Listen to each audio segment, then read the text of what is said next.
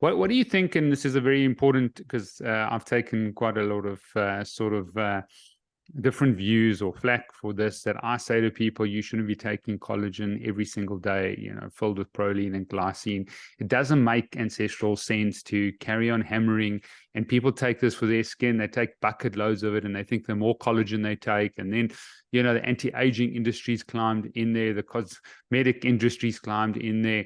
From, just understanding metabolomics and how important it is, I mean, people are taking a lot of collagen. Do you agree with people taking collagen every single day on a long-term basis?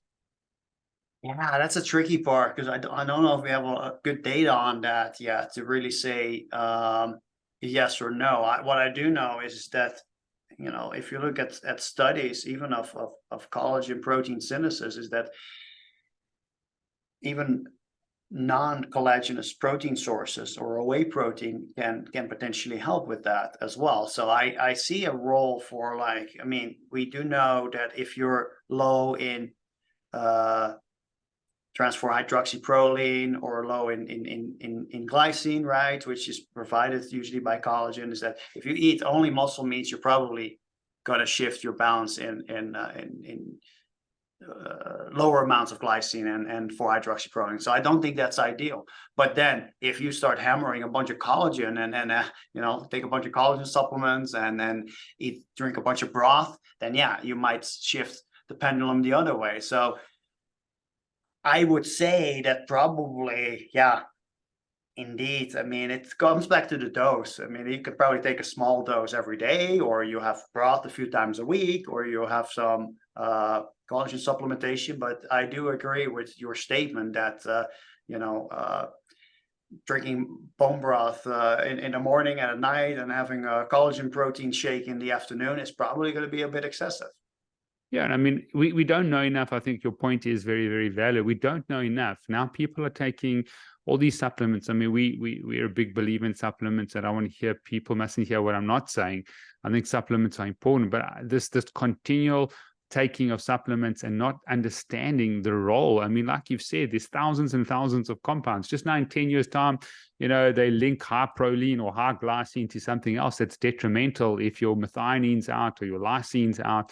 That's the way I see it. I mean, even people taking all these branched chain amino acids or even whey protein, it's ultra processed product. Now, we're seeing significant people with kidney issues, uric acid issues.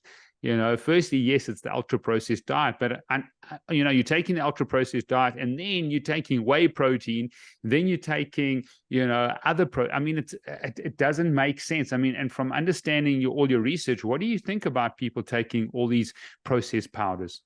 No, I think you're spot on. I think you're spot on, honestly, because I think a food first approach is so important.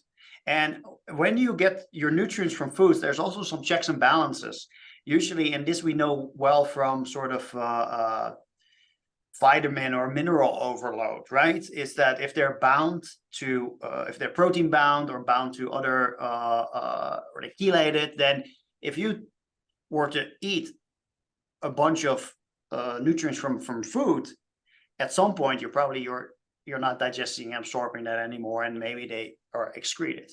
If you take a bunch of iron supplements or magnesium supplements, those are digested and absorbed with a high degree of efficiency. So you are at risk for an overload, because it doesn't come with all the cofactors. It doesn't come with sort of what we think are checks and balances within the body, that at some point you're probably not liberating those anymore, because there's, you need digestive enzymes, and at some point it's like, okay, we've probably had enough. This is how much we can really digest and absorb. And you excrete some of that. But with supplements, you kind of are overriding that. And also, to your point of whey protein, right? Normally, if you consume milk, it comes with a wide variety of other components as well. Cofactors, vitamins, minerals, and a bunch of secondary metabolites that are probably also cofactors. So purifying it, yeah, it's a reductionistic approach. And we do know that doesn't work. I think a classical example is sort of a carrot. Contains beta carotene, but it contains a lot of other carotenoids too. If you take a bunch of beta carotene, it become a pro-oxidant. If you take a bunch of ascorbic acid, vitamin C, it become a pro-oxidant.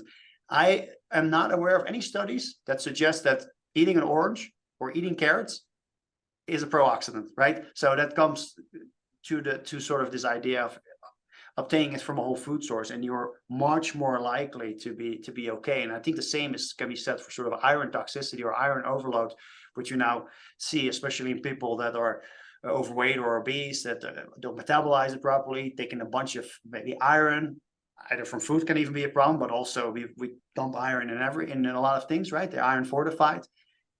It's doesn't absorb very quickly, and you end up with maybe toxicity or some sort of overload in tissue, because you end up with a bunch of